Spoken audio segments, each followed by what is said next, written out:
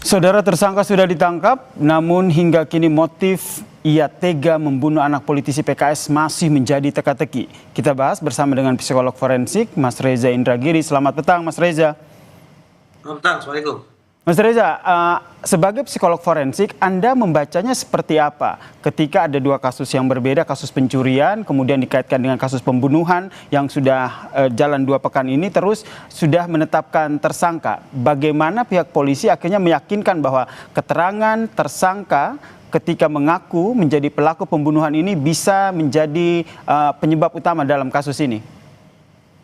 Tempo hari dalam perbincangan di Kompas memang saya membuat prediksi bahwa asumsi bawah perkiraan saya pihak Polda Banten akan menyampaikan pengumuman tentang hasil kerjanya pada awal bulan Januari, atau asumsi atas setelah 46 hari, berarti hitung-hitungan saya pada akhir bulan Januari atau awal Februari.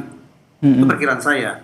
Namun kalau kemudian kita berfokus pada apakah pelaku pencurian ini juga merupakan pelaku pembunuhan, terus terang saya masih mempertanyakan hal itu. Kenapa? Karena dari pemberitaan yang saya dapat di media, satu, bahwa di lokasi pembunuhan itu pelaku tidak mengambil barang apapun. Berarti perkiraan saya, orang yang masuk ke rumah anggota PKS tersebut, kemudian melakukan pembunuhan terhadap anak, melancarkan aksinya dilatar belakangi oleh motif emosional, marah, dendam, sakit hati, dan sejenisnya. Terlebih karena ada luka atau cedera yang sedemikian parah pada tubuh korban. Namun, pada peristiwa yang kedua, yaitu pencurian di rumah mantan anggota DPRD, kata pencurian saja sudah jelas menunjukkan bahwa pelaku memiliki motif instrumental, yaitu mendapatkan manfaat tertentu dari aksi kejahatannya. Nah, saya belum bisa teryakinkan bagaimana seseorang yang sebelumnya melancarkan aksi kejahatan ekstrim dengan motif emosional, kemudian beralih dalam tempo 2 pekan menjadi pelaku kejahatan yang instrumental. Perubahan motif yang sedemikian tajam itu dalam kurun waktu 2 pekan itu yang masih mengundang tanda tanya.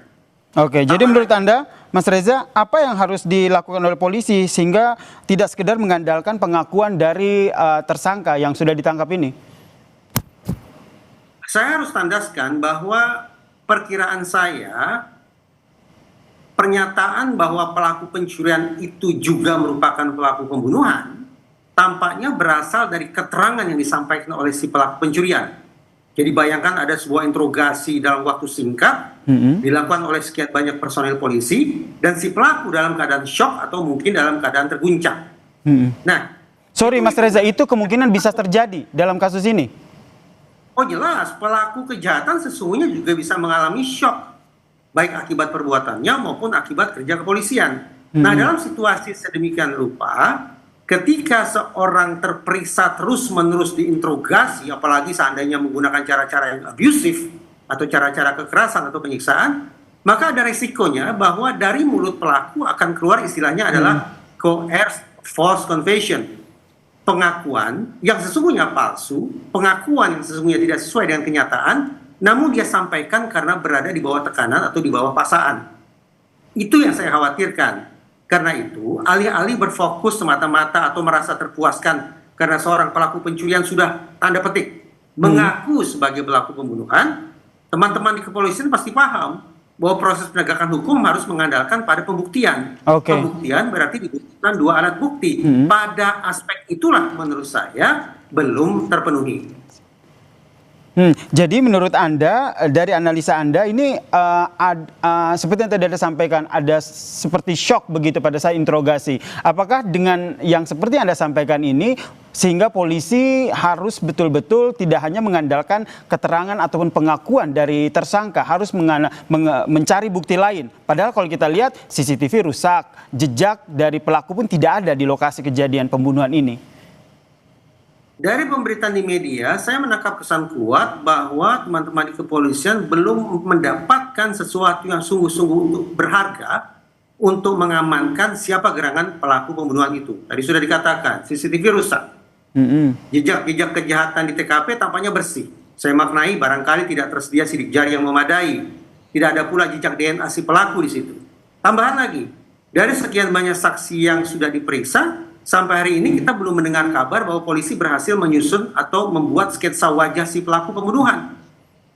Nah, dengan informasi, dengan temuan yang sangat-sangat minim, bahkan seolah tidak ada itu, izinkan saya untuk bertanya kembali, benarkah pelaku pencurian itu adalah pelaku pembunuhan? Kenapa? Karena sekali lagi saya khawatir keluarnya pengakuan bahwa saya pelaku pembunuhan itu adalah keluar dari mulut si pelaku pencurian karena dia berada di bawah shock dalam sebuah interogasi yang sangat-sangat menekan dirinya. Jadi pertanyaan selanjutnya, apa yang harus dilakukan oleh polisi? Karena polisi tentu sudah mendapatkan tersangka dari pengakuan pelaku ini. Untuk membuktikannya lagi, apa yang harus disampaikan atau apa yang harus dilakukan oleh polisi dalam penyidikan nanti? Pertama, si pelaku pencurian ini punya sidik jari, punya rambut, punya DNA. Silakan dicek di lokasi pembunuhan sebelumnya. Ada tidak jejak-jejak identitas si pelaku itu? Itu pertama.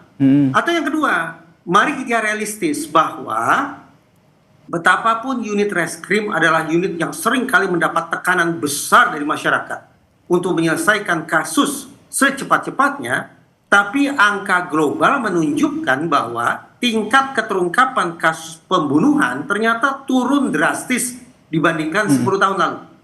Itu artinya tersedia alasan sesungguhnya bagi pihak kepolisian untuk mengatakan kami paling tidak hingga saat ini belum berhasil mengungkap kasus pembunuhannya. Kalau tidak ingin menempatkannya sebagai kasus yang tidak kunjung terpecahkan. Jadi silakan saja dilakukan penegakan hukumnya secara proporsional, prosedural dan profesional, atau sebaliknya menyampaikan kepada publik bahwa memang terkait dengan pembunuhannya belum tersedia bukti yang memadai. Jadi Anda sendiri masih sedikit ragu begitu ya, bahwa pelaku pencurian yang ditangkap ini merupakan juga sekaligus pelaku pembunuhan anak dari politisi PKS ini? Saya masih terus terang terhantui dengan kasus Cirebon sekian tahun silam, Mas. Bahwa ada 7 orang plus 1 anak yang dianiaya sedemikian rupa dalam proses interogasi. Akhirnya keluar dari mulut mereka sebuah pengakuan bahwa mereka telah melakukan ruda paksa dan pembunuhan.